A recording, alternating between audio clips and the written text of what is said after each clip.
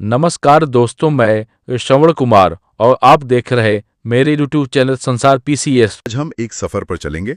ये सफर एक प्रकाश की किरण का है। हाँ, जो सूरज से निकलकर हमारे वायुमंडल से गुजरकर हमारी आंखों में दाखिल होती है। और फिर हमारे दिमाग में एक तस्वीर बनाती है। तो इस सफर में हम देखेंगे कि आसमान नीला क्यों है, तारे क्यों टिमटिमाते हैं और हमारी आंखें ये जादू करती कैसे हैं। बिल्कुल। हमारे पास जो स्रोत हैं वो कक्षा 10 के विज्ञान के अध्याय मानव नेत्र तथा रंग बिरंगा संसार पर आधारित हैं। तो आज हम इसी फैसिनेटिंग विषय की गहराई में उतरेंगे और समझेंगे कि दुनिया हमें वैसी क्यों दिखती है जैसी वो है। चलिए तो शुरू करते हैं हमारे अपने शरीर में मौजूद सबसे कमाल के गैजेट से, हमारी आंख से। नोट्स में इसकी तुलना एक कैमरे से की गई है, जो मुझे हमेशा से बहुत दिलचस्प लगता है। और ये तुलना बिल्कुल सटीक है। सोचिए, कैमरे में एक लेंस होता है, एक अपर्चर होता है जो रोशनी को कंट्रोल करता है, और पीछे एक सेंसर या फिल्म होती है जिस पर तस्वीर बनती है। हाँ, हमारी आंख में भी ठीक यही सब है। सबसे पहले प्रकाश कॉर्निया नाम की एक पारदर्शी झिल्ली से अंदर आता है। आप कह सकते हैं कि एक कैमरे के लेंस के ऊपर लगे शीशे जैसा है। और फिर वो रंगीन हिस्सा आता है जिसे परितारिका या आइरिस कहते हैं, जो किसी की आंखों में भूरा होता है, किसी में नीला। ये क्या काम करता है? तो आइरिस जो है वो कैमरे के अपर्चर की तरह है। इसका काम है बीच में मौजूद छेद, जिसे पुतली या प्यूपल कहते हैं, उसके साइज को कंट्रोल करना। बिल्कुल। जब आप तेज धूप में जाते हैं तो आइरिस पुतली को छोटा कर देता है ताकि कम रोशनी अंदर जाए और आंखें चौंधियाए नहीं। अच्छा। और जब आप अंधेरे कमरे में आते हैं तो ये पुतली को बड़ा कर देता है ताकि ज्यादा से ज्यादा रोशनी अंदर आ सके और आप देख पाएं। ठीक है, तो पुतली से गुजरकर रोशनी पहुंचती है लेंस तक। ये तो कैमरे का सबसे जरूरी हिस्सा होता है। हमारी आंख में भी इसे अभिनेत्र लेंस कहते हैं। ये एक उत्तल यानी कॉन्वेक्स लेंस है जो जेली जैसे प्रोटीन का बना होता है। और इसका काम क्या है? इसका काम है रोशनी को फोकस करके आंख के पिछले हिस्से पर एक स्क्रीन पर भेजना, जिसे रेटिना कहते हैं। ये बिल्कुल कैमरे के सेंसर की तरह है। एक दिलचस्प बात यह है कि ये लेंस रेटिना पर हमेशा उल्टी और असली तस्वीर बनाता है। उल्टी तस्वीर? तो फिर हमें दुनिया सीधी कैसे दिखाई देती है? ये हमारे दिमाग का कमाल है। जब रेटिना पर तस्वीर बनती है तो वहां मौजूद लाखों प्रकाश संवेदनशील कोशिकाएं, मतलब लाइट सेंसिटिव सेल्स, इस रोशनी को बिजली के सिग्नल में बदल देती हैं। ओके। फिर दृक तंत्रिका यानी ऑप्टिक नर्व इन सिग्नल्स को किसी हाई स्पीड केबल की तरह दिमाग तक ले जाती है। और हमारा दिमाग उसे सीधा कर देता है? हाँ, हमारा दिमाग इन सिग्नल्स को प्रोसेस करके हमें सीधी तस्वीर दिखाता है। और ये सब पलक झपकने से भी तेज होता है। कमाल है। और ये पूरा सिस्टम एक बहुत छोटी सी जगह में फिट है। नोट्स में लिखा है कि हमारी आंख के गोले का व्यास सिर्फ 2.3 सेंटीमीटर होता है। हाँ, और ये बात इसे और भी अद्भुत बना देती है। सिर्फ 2.3 सेंटीमीटर का ये गोला हमें पास की किताब के अक्षर से लेकर करोड़ों किलोमीटर दूर के तारे तक सब कुछ दिखाता है। अविश्वसनीय। और इससे भी दिलचस्प बात यह है कि अगर इस गोले की लंबाई में सिर्फ 1 मिलीमीटर का भी फर्क आ जाए तो इंसान को निकट दृष्टि या दूर दृष्टि दोष हो सकता है। इतना सटीक है ये सिस्टम। तो ठीक है, हमने आंख के हिस्से समझ लिए, पर ये सब मिलकर काम कैसे करते हैं? मान लीजिए मैं किताब पढ़ रहा हूं और फिर अचानक खिड़की के बाहर दूर एक पेड़ को देखता हूं, तो मेरी आंख के अंदर ऐसा क्या होता है कि दोनों चीजें एकदम साफ दिखती हैं? ये आंख का सबसे शानदार फीचर है, जिसे समंजन क्षमता या पावर ऑफ अकोमोडेशन कहते हैं। समंजन क्षमता? हाँ, और इसके पीछे का रहस्य है पक्षमाभी पेशियां यानी सिलरी मसल्स। ये जादुई मांसपेशियां हैं जो हमारे लेंस से जुड़ी होती हैं। ये कैसे काम करती हैं? जब आप दूर के पेड़ को देखते हैं तो ये मांसपेशियां शिथिल हो जाती हैं, मतलब आराम की अवस्था में होती हैं। इससे लेंस खिंचकर पतला हो जाता है और उसकी फोकस दूरी बढ़ जाती है, जिससे दूर की चीज साफ दिखती है। बिल्कुल। लेकिन जैसे ही आप पास रखी किताब को देखते हैं, ये मांसपेशियां सिकुड़ जाती हैं। वे लेंस पर दबाव डालती हैं जिससे वो मोटा हो जाता है। और लेंस के मोटे होती उसकी फोकस दूरी कम हो जाती होगी। हाँ, और आपको पास के अक्षर साफ दिखने लगते हैं। वाह, यानी हमारी आंखें लगातार ऑटो फोकस मोड में रहती हैं। तो क्या इसकी भी कोई लिमिट है? मतलब हम कितनी पास की चीज साफ देख सकते हैं? बिल्कुल। एक स्वस्थ आंख के लिए वो सबसे कम दूरी जहां से हम बिना किसी तनाव के साफ साफ पढ़ सकते हैं, उसे निकट बिंदु या नियर पॉइंट कहते हैं। और वो कितनी होती है? ये आमतौर पर लगभग 25 सेंटीमीटर होता है। इसीलिए सलाह दी जाती है कि किताब को आंखों से कम 25 सेंटीमीटर दूर रखकर पढ़ें। अच्छा, और दूर की लिमिट हम कितनी दूर तक साफ देख सकते हैं? एक स्वस्थ आंख के लिए दूर बिंदु यानी फार पॉइंट अनंत पर होता है। अनंत मतलब इन्फिनिटी? हाँ, मतलब हम सैद्धांतिक रूप से चांद तारों को भी साफ देख सकते हैं क्योंकि वो बहुत दूर है। पर कभी-कभी उम्र के साथ या कुछ कारणों से ये सिस्टम गड़बड़ा जाता है, जैसे मोतियाबिंद में। हाँ, कैटरैक्ट। हाँ, उसमें आंख का यही क्रिस्टलीय लेंस धुंधला और दूधिया हो जाता है, जिससे दिखना बंद हो जाता है। अच्छी बात यह है कि इसे सर्जरी से ठीक किया जा सकता है। तो जब ये फोकस करने की क्षमता में गड़बड़ी आती है तभी चश्मे की जरूरत पड़ती है ना? बिल्कुल। जैसे एक बहुत आम समस्या है निकट दृष्टि दोष या मायोपिया। सही। मायोपिया में व्यक्ति को पास की चीजें तो साफ दिखती हैं, लेकिन दूर की चीजें जैसे क्लासरूम में ब्लैक बोर्ड या दूर से आ रही बस का नंबर, ये सब धुंधला दिखता है। और ऐसा क्यों होता है? ऐसा इसलिए होता है क्योंकि दूर से आने वाली प्रकाश की किरणें रेटिना पर फोकस होने की बजाय रेटिना से थोड़ा पहले ही फोकस हो जाती हैं। तस्वीर सही जगह नहीं बनती। हाँ, इसके दो मुख्य कारण हो सकते हैं। या तो आंख का लेंस जरूरत से ज्यादा शक्तिशाली हो गया है, या फिर आंख का गोला थोड़ा लंबा हो गया है। अच्छा। इसे ठीक करने के लिए चश्मे में एक अवतल लेंस यानी कॉन्केव लेंस का इस्तेमाल होता है। ये लेंस प्रकाश की किरणों को थोड़ा फैला देता है ताकि वो सही जगह यानी ठीक रेटिना पर फोकस हो।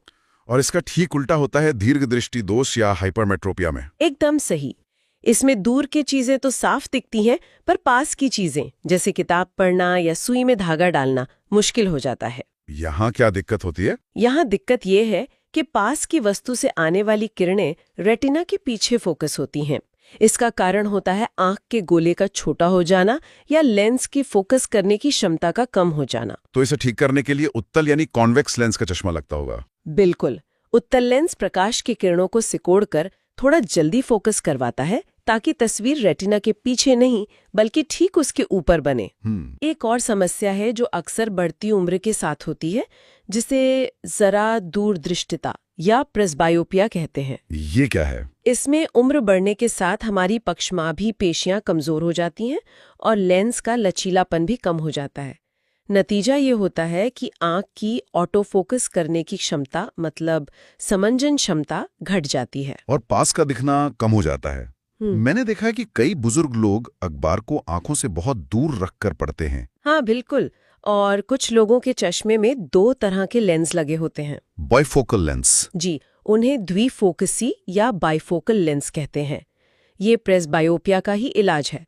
चश्मे के ऊपरी हिस्से में दूर देखने के लिए अवतल लेंस होता है और निचले हिस्से में पास का पढ़ने के लिए उत्तल लेंस। लेंस की बात चली है तो ये सिर्फ देखने में ही मदद नहीं करते बल्कि रंगों के पीछे का राज भी खोलते हैं। हाँ। जैसे एक प्रिज्म। हाँ। है तो कांच का एक तिकोना टुकड़ा, पर जब उससे रोशनी गुजरती है तो कमाल हो जाता है। हाँ, ये विज्ञान के सबसे खूबसूरत प्रयोगों में से एक है। जब सूरज की सफेद दिखने वाली रोशनी को एक कांच के प्रिज्म से गुजारा जाता है तो वो अपने 7 असली रंगों में टूट जाती है। इसी को विक्षेपण या डिस्पर्जन कहते हैं। हाँ, प्रकाश के इस तरह अपने कॉन्स्टिट्यूएंट रंगों में बट जाने को विक्षेपण कहते हैं। और हमें वो 7 रंगों की एक पट्टी दिखाई देती है जिसे स्पेक्ट्रम कहते हैं। वही रंग जो इंद्रधनुष में होते हैं। बैंगनी, जामुनी, नीला, हरा, पीला, नारंगी और लाल। हाँ, जिसे हम विबग्योर से याद रखते हैं। पर ये अलग अलग रंग अलग अलग क्यों मुड़ते हैं? ये बहुत दिलचस्प सवाल है। देखिए, हर रंग की अपनी एक वेवलेंथ होती है।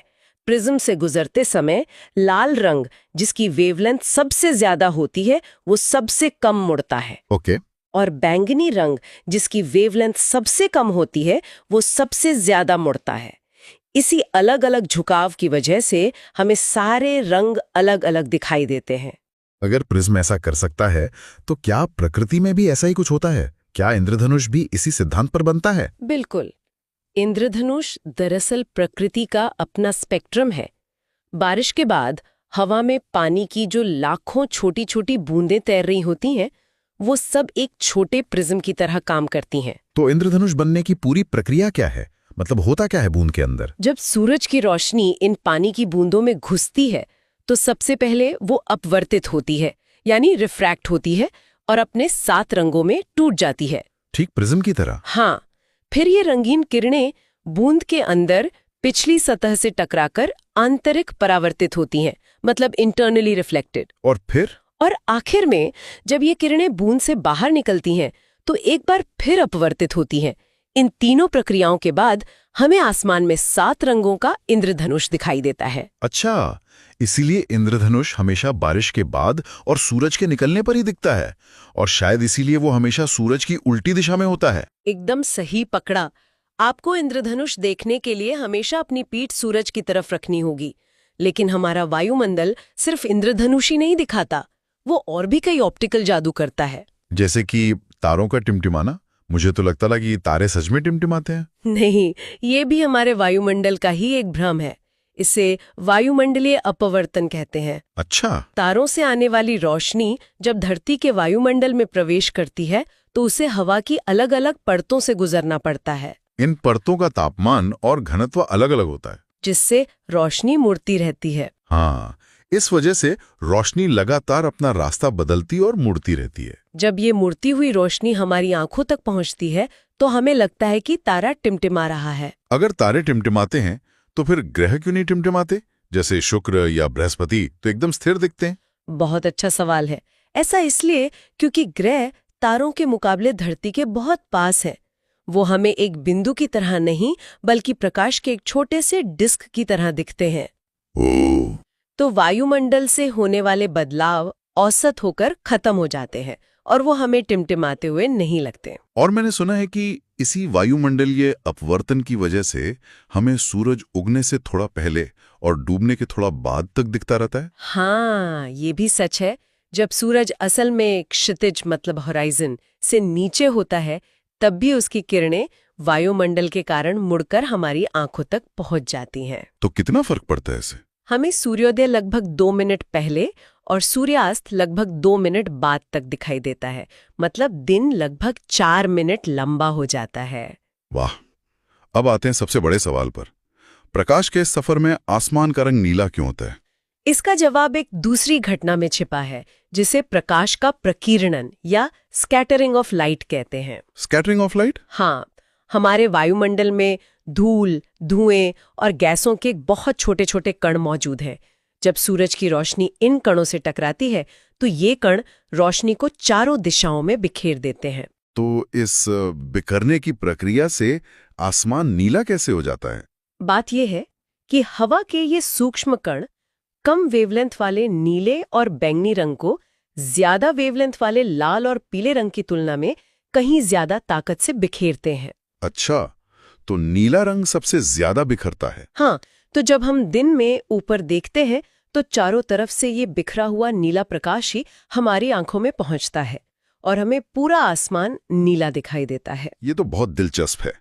अगर आसमान नीला है क्योंकि नीला रंग सबसे ज्यादा बिखरता है, तो अंतरिक्ष से आसमान काला क्यों दिखता है? क्या बात है, क्योंकि अंतरिक्ष में इस रोशनी को बिखेरने के लिए कोई वायुमंडल ही नहीं है। कोई कण नहीं? कोई कण नहीं, कोई बिखराव नहीं। इसलिए हमें सीधा अंधेरा दिखता है। प्रकाश सीधा हमारी आंखों तक आता है, फैलता नहीं। तो फिर इसी लॉजिक से सूर्योदय और सूर्यास्त के समय आसमान लाल या नारंगी क्यों हो जाता है? सुबह और शाम के वक्त सूरज क्षितिज के पास होता है। उस समय उसकी रोशनी को हम तक पहुंचने के लिए वायुमंडल की एक बहुत मोटी परत से गुजरना पड़ता है। ज्यादा लंबा रास्ता तय करना पड़ता है। बिल्कुल। इतने लंबे रास्ते में नीला रंग तो रास्ते में ही लगभग पूरा का पूरा बिखर कर हट जाता है। हमारी आंखों तक सिर्फ ज्यादा वेवलेंथ वाला प्रकाश यानी लाल, नारंगी और पीला ही पहुंच पाता है। इसलिए हमें सूरज और उसके आसपास का आसमान लाल दिखाई देता है। जी, ये तो मैंने कभी सोचा ही नहीं। हम बस मानकर चलते हैं कि स्टॉप साइन लाल होता है, पर इसके पीछे भी फिजिक्स है कि लाल रंग कोहरा और धुंध को भेदकर सबसे दूर तक जाता है। कमाल है। हाँ, क्योंकि लाल रंग का प्रकीर्णन सबसे कम होता है। वो धुंध या कोहरे के कणों से टकराकर बिखरता नहीं बल्कि सीधा गुजर जाता है। इसीलिए खतरे के सिग्नल, गाड़ियों की ब्रेक लाइट्स सब लाल रंग की होती हैं, ताकि वो दूर से और खराब मौसम में भी साफ दिख जाएं। बिल्कुल। यह विश्वसनीय है कि प्रकाश और हमारी आंखें मिलकर हमें दुनिया का इतना खूबसूरत अनुभव कराते हैं। ये सच में हमें दृष्टि के इस उपहार की सराहना करने पर मजबूर करता है।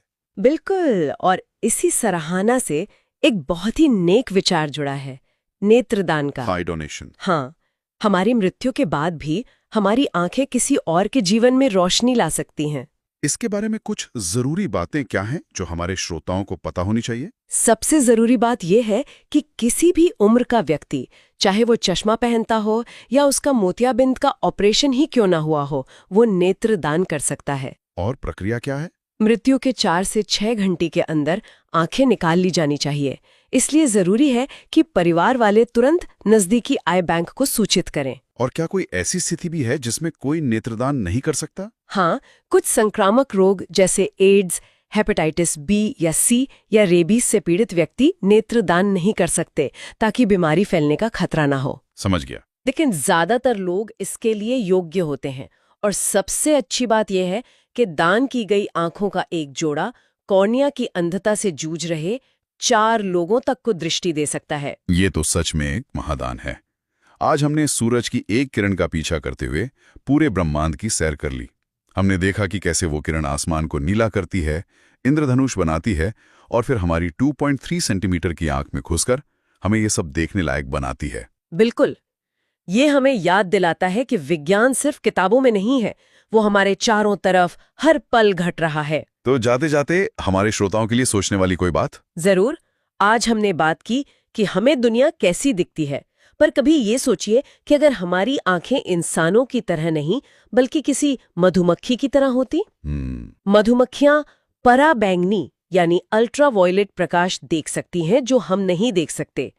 अगर हम भी वो देख पाते तो हमें फूलों पर ऐसे पैटर्न और रंग दिखते जिनकी हम आज कल्पना भी नहीं कर सकते। दुनिया का एक बिल्कुल अलग ही रूप हमारे सामने होता। हाँ, इसी विचार के साथ आज की ये चर्चा समाप्त करते हैं। ऐसे वीडियो देखने के लिए संसार PCS यूट्यूबर चैनल को सब्सक्राइब करें।